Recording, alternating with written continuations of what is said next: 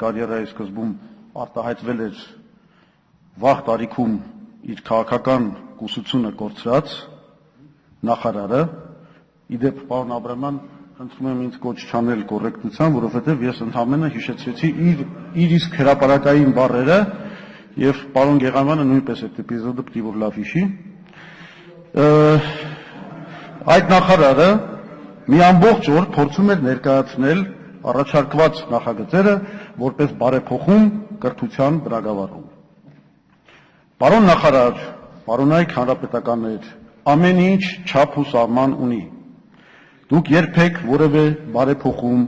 գործողություն, քայլ չեք կատարել եւ անգամ մեկ հրաման չեք արձակել հանուն բարեփոխման, առաջընթացի կամ գիտության եւ կրթության բնագավառի զարգացման։ Ձեր որևէ բարեփոխում, գործողություն, քայլ, հրաման կամ հեռախոսազանգ ուղղված են եղել բացառապես մեկ նպատակի իրագործմանը՝ ուսումնական հաստատություններում, դպրոցներում եւ համալսարաններում հանրապետական կուսակցության տոտալ վերահսկողության նպատակով։ Իդեպ, այնքան արհամարանք ունեք հանրային կարծիքի նկատմամբ,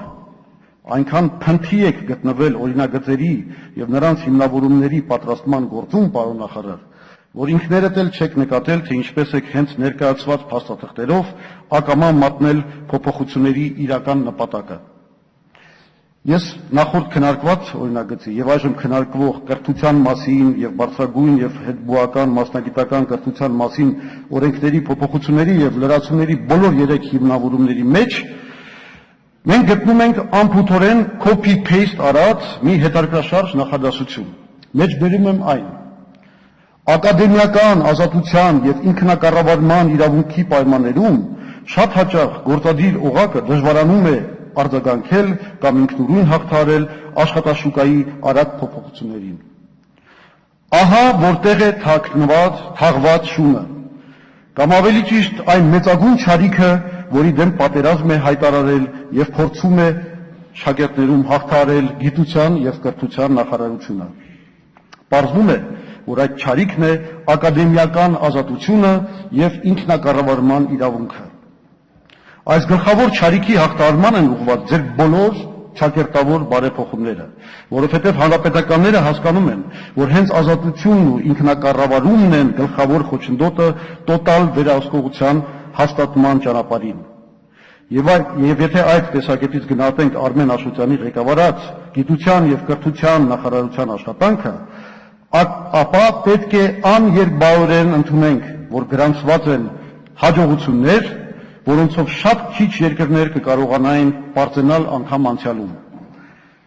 Արամ Մանուկյանն արդեն ներկայացրեց այն ահավոր վիճակագրությունը, ըստ որի երկրի 1400 դպրոցների տնօրեններից 1100-ը, այսինքն մոտ 80%-ը հանրապետական են։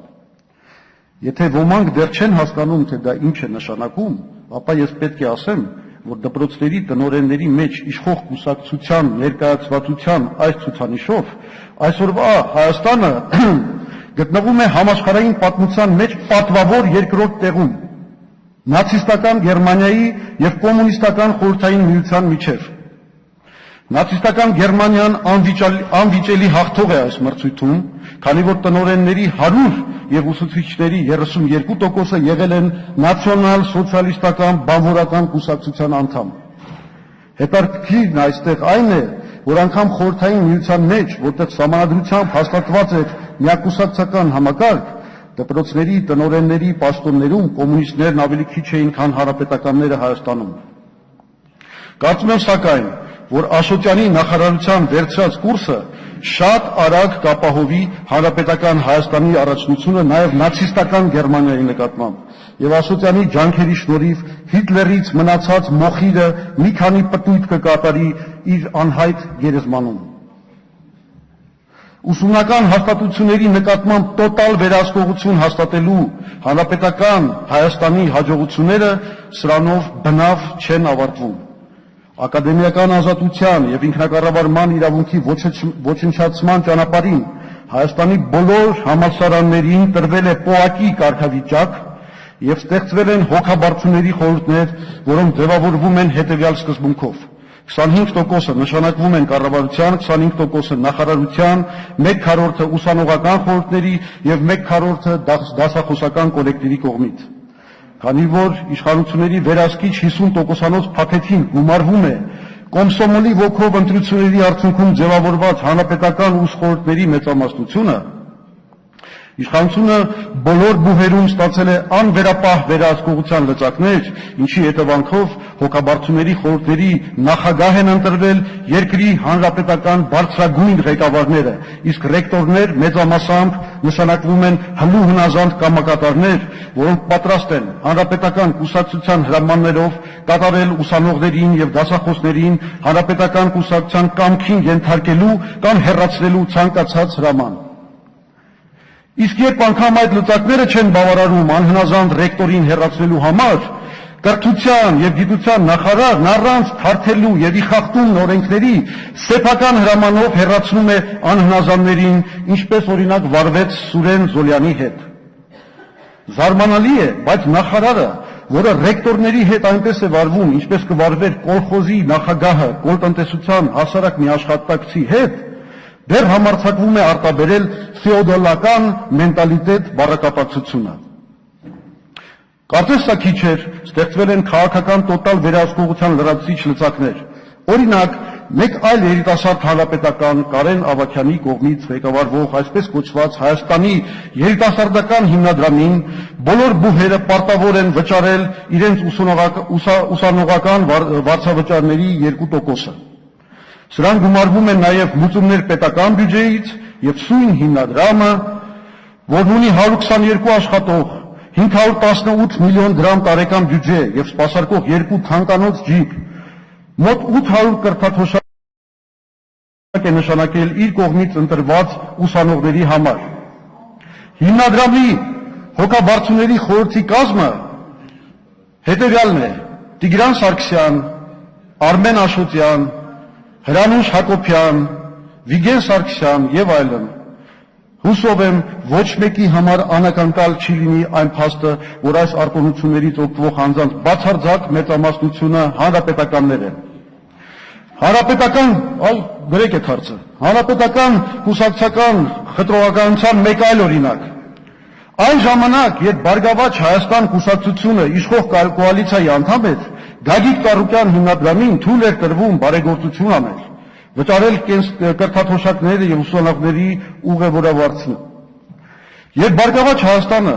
ընդդիմություն դարձավ այս իշխանություններին, այդ գործունեությունը անմիջապես խոչընդոտվեց և նույն գործառույթը պարտադրվեց մի մեծահարուստի, որը այնքան հեռու է կրթությունից, ինչքան նախարար Աշոտյանը բալետից,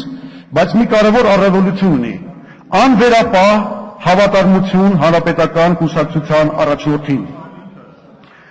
Շատերը հարց կտան,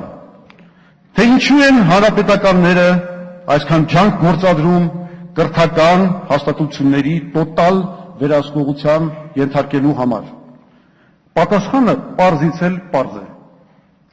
Դպրոցների վերահսկողությունը նրանց պետք է ընտրությունների կեղծիքները կազմակերպելու համար, օգտագործելով այդ գործի համար հազարավոր տնօրենների և ուսուցիչների վզին փաթաթած հանցավոր պարտադրանքը։ Իսկ բուհերում վերահսկողությունը անհրաժեշտ է, որ քաղաքական պայքարից հեռու պահեն ընդվզման ամենամեծ պոտենցիալ ունեցող ուսանողությանը։ Գալուստ Սահակյանը անցյալ օրը հարցրեց, մի այսպիսի հարց տվեց, թե ինչպես են հանրապետականները հաղթում բոլոր ընտրություններում, եթե չունեն ժողովրդի վստահությունը։ Պատասխանում եմ, հանրապետականները շակերտներում հաղթում են բոլոր ընտրություններին, որովհետև ստեղծել են հանցավոր տոտալիտար վերահսկողություն տարբեր հանրային և առաջին հերթին հենց ուսումնական հաստատությունների նկատմամբ և այդ վերահսկողությունը օգտագործում են ընտրակեղծարարության և քաղաքացիական ազատությունների սահմանափակման նպատակով։ Բազմակուսակցական համակարգը ձեզ համար ընդամենը ժողովրդավարական երկրների բանագնացներին խաբելու համար ստեղծված ֆասադ է։ Այդ ֆասադի հետևում թաքնված է հանրային հաստատությունների նկատմամբ հաստատած միակուսակցական տոտալիտար դիկտատ։ Երբ հայ ազգային կոնգրեսը գա իշխանության, մեր արած առաջին գործերից մեկը պիտի լինի համալսարանների կարգավիճակի վերափոխումը, դե լավ այդքան մի զարմացեք, լինելու է դա մի օր, այդքան մի վախեցեք, ի վերջո երկրի համար լավ կլինի, ոչինչ, եւ ուրեմն առաջին մեր գործերից մեկը լինելու է համալսարանների կարգավիճակի վերափոխումը օակներից անկախ հիմնադրամների, ակադեմիական ազատության եւ ինքնակառավարման իրավունքի վերականգնումը մեր բուհական հաստատությունների համար եւ դպրոցների, տնօրենների եւ ուսուցիչների ազատագրումը հանրապետական կուսակցական դիկտատուրայից եւ ընտրակեղծարարության անվայել գործից։ Շնորհակալություն ձեր հրեշտակային անհամբերության եւ ուշադրության համար։